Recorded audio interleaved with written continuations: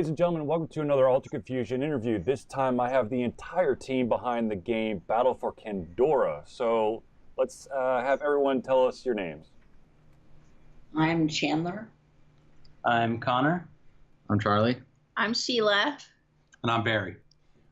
And so y'all have a team name or company's name, so what is that? On Off Gaming is our company name. Where'd you guys come up with that?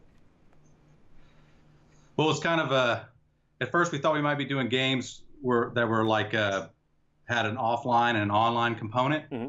So that's why I picked that name. And then we realized just how hard it was to do games like that. So we just built a card game instead with maybe the hopes of one day it would be offline. Okay, so I kind of teased the name of the game, and you just mentioned it's a card game. So tell us once again what the name of the game is and a little bit about the game. All right. Well, the name of the game is Battle for Candora, and it's a strategic, turn-based, role-playing card game. The story, you can go ahead and go a little bit. So the story is basically the Greys, the aliens, have attacked the Earth, and they have made us all sick, and we have to go to this planet Candora to gather this thing that cures us. And of course, on Candora, there's all kinds of aliens and monsters and stuff for you to fight.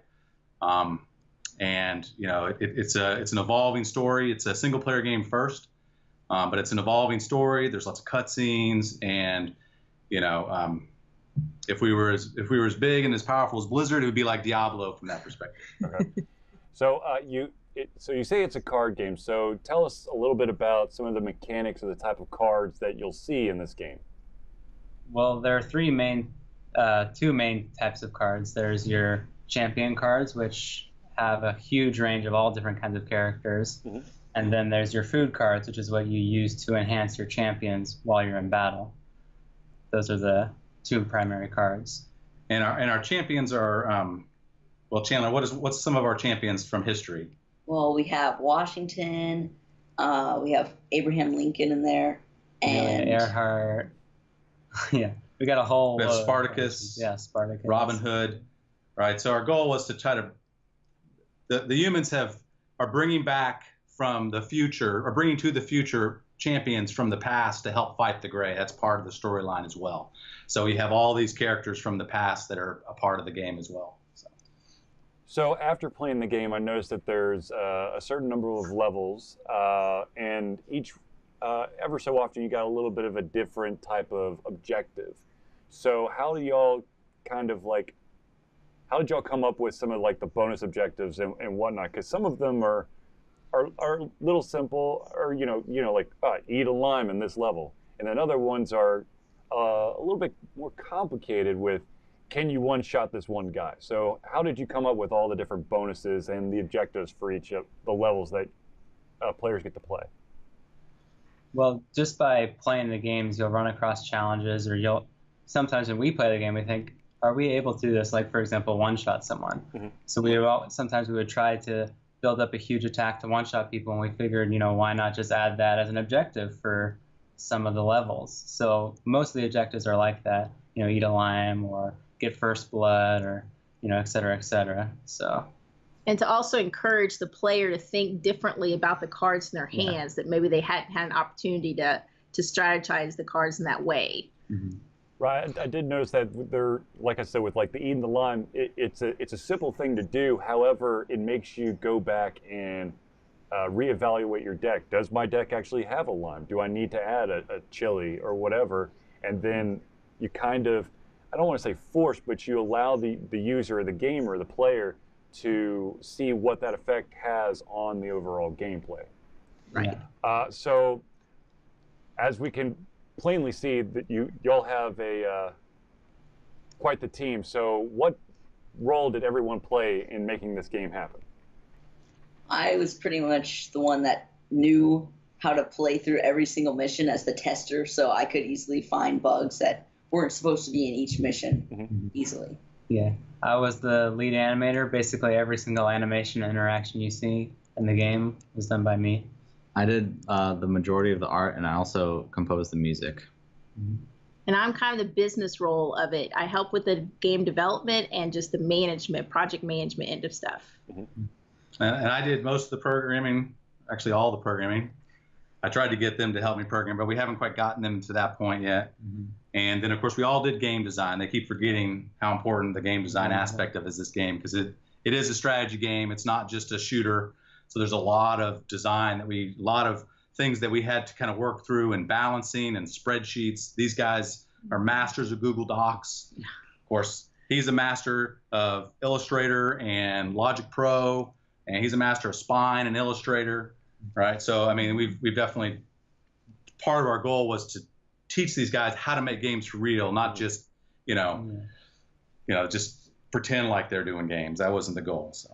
So, I'm actually an active member in the IGDA, International Game Developer Association, as well as the Georgia Game Developer Association, since I live in Georgia. And basically what y'all have done is something that a lot of indie developers are very envious of. Y'all have the animator, the tester, the programmer, the designer, and most importantly, the business-minded individual there, which is always a huge hurdle for people. So that's awesome. So where did y'all come up with the idea to create this game? What was your inspiration? You can start, because you're dad. Cool. Yeah. So Charlie, when he was 9, was it 9? 7? Sometime long ago, he was actually drawing characters, and they were trying to make up a card game, right, to play. And so what we did was, well, could we make it a real game? So we started playing around with rules, and as far as just doing like paper design. And then in 2011, I made the decision that I was going to leave the corporate world and leave the IT world, and I was going to pursue my dream to do games. We also educate our children ourselves, and it was a great opportunity for us to add a whole another dimension to their education. We wanted to teach them about entrepreneurship, wanted to teach them about building games, because anybody being a part of the developers association, that building a game requires everything.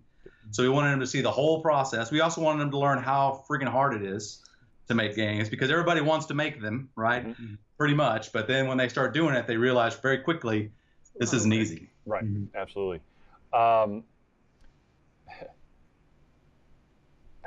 have to say that y'all have it down. I mean, you got the prototyping. Y'all thought through the process before doing it. I mean, you're right. It is everybody. A lot of people who play games and sit down and say, "Oh, I could do this," and then once they attempt, most of them give up pretty easy. But it sounds like y'all were able to, maybe get through some of the rough patches, maybe learn a little bit more so you can make the game stronger. So tell us about a couple of specific hurdles that y'all have overcome in the process of creating this game.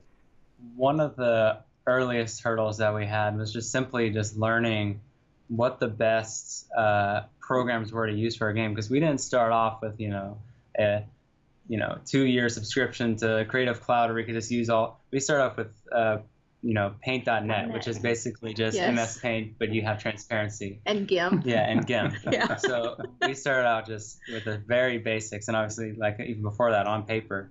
So we did that, we learned that, we used Paint.net, and we pretty much made everything in Paint.net, and then we decided, okay, it's time to upgrade. There's just hurdles, getting into Photoshop, and then once we learned Photoshop, to Illustrator, and then incorporating animations into all of it.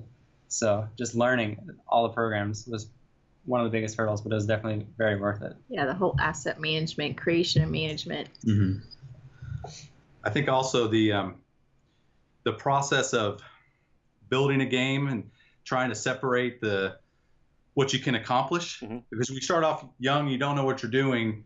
A lot of times your design gets compromised by your abilities, and so you decide, oh, this will be good, this will work, because you can make it work. But the reality is when you put it in front of players, because we also did a ton of bring people to our house for dinner and here, play our game, family that we know from school or whatever. Right. And then we would ask them questions. What do they think about the game? And of course, that's a really tough position to put people in, because they're never completely honest with you. Right. But you can watch them and you can see, what horrible decisions you made and what things didn't work at all. And, so I think we spent a lot of time just learning how to even start designing things, right, without a lot of formal training and just sort of banging our head against it. Well, I have to be honest with you. y'all, just the way that y'all have talked and the way that I've understood how you've made the game, I would not have guessed that y'all have no formal training, because it seems like you have a pace, you have an idea, you basically started with what you knew and then grew upon it, which, once again, I mean, this is exactly what independent developers or anybody who wants to create their own thing should do, and y'all have basically done just that. Y'all should really write a book. I mean, geez. Okay, so y'all been working on this game. You set it out. Is there any plans beyond this game currently for y'all? Well, so unfortunately, they're not old enough to go to GDC.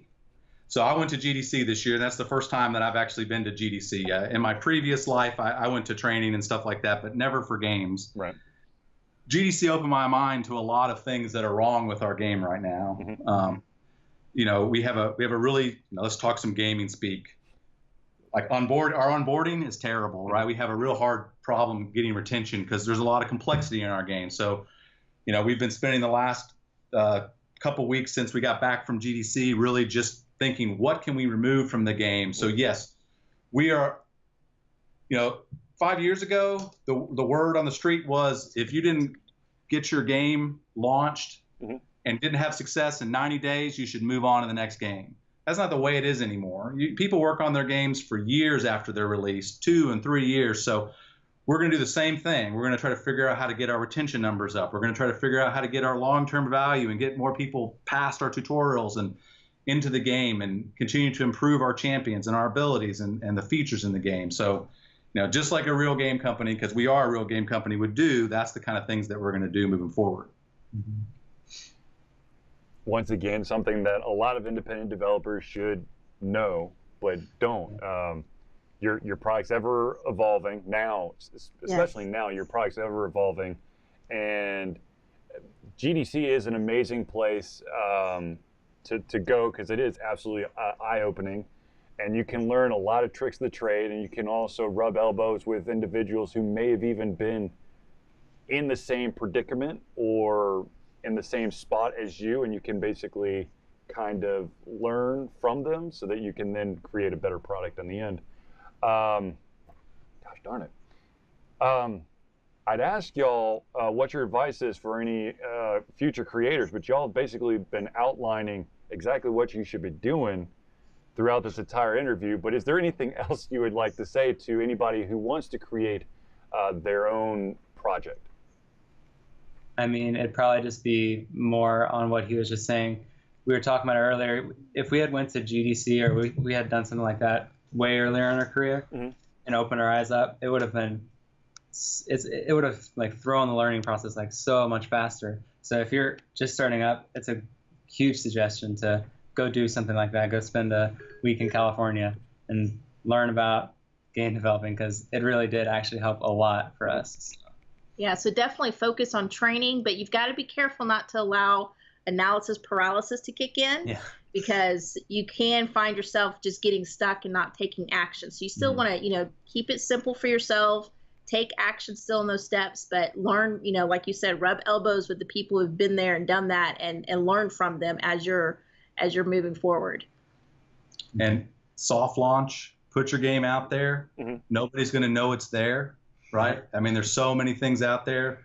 There's so many ways to acquire users now for games, especially on the app stores, that, you know, if you have just a little bit of money, you know, $1,000, you can get a ton of users for your game to see what happens. Make sure you have good analytics. Make sure you've actually instrumented your game so you know where people are dropping off, what they're doing. And then I think our biggest goal here was to create something that has long-term potential. You can make a platform, and those are great fun games, but, you know, whether they have long-term potential, whether they have like a story and a whole kind of, you know, we wanted to create a universe for our game to live in, and, you know, so that opens up a lot of possibilities for whatever we want to do, we can do later, and we're always thinking about that. I think future, where we can take this thing. Awesome. So for everyone out there who wants to find out more information about y'all, your company, and the game, where would they get the information, like website or platforms or whatever? Yeah, we have a website for both the company and the game. So onoffgaming.com and battleforcandora.com. That would give you the basic information for, company end and game end. And we also have a Facebook page for both that we try to keep posted on a regular basis, just things about the game, things that we're up to. And then you can contact us through Messenger on Facebook, or there's a contact page on the company page. If you're interested in having any questions, feel free to contact us. Okay. Let's see here. Do I have anything else that I need to ask you? Y'all have been awesome. You guys have, y'all got it down. You're one of the very few people, no offense to the other individuals that I talk to that are independent creators, but they get like starry-eyed, and you definitely have that, the inspiration, that creativity, but at the same time, it sounds like y'all have, you have a much better plan. You guys have an idea of what you need to do, where you can expand and that stuff, and that to me is a relief, because that means that there are independent developers out there who do have more than just, I'm going to make this cool thing. Right. So, well, I'd like to thank the Bloom family for taking all their time for talking a little bit about their game, Battle for Candora. It was awesome to talk to you, and I hope that you have the best of luck in the future with all your endeavors and continue to make awesome games. So for myself, Charlie, thank you for tuning into the Ultra Confusion interview, and we'll see you in the near future. Thank you. Bye. Bye.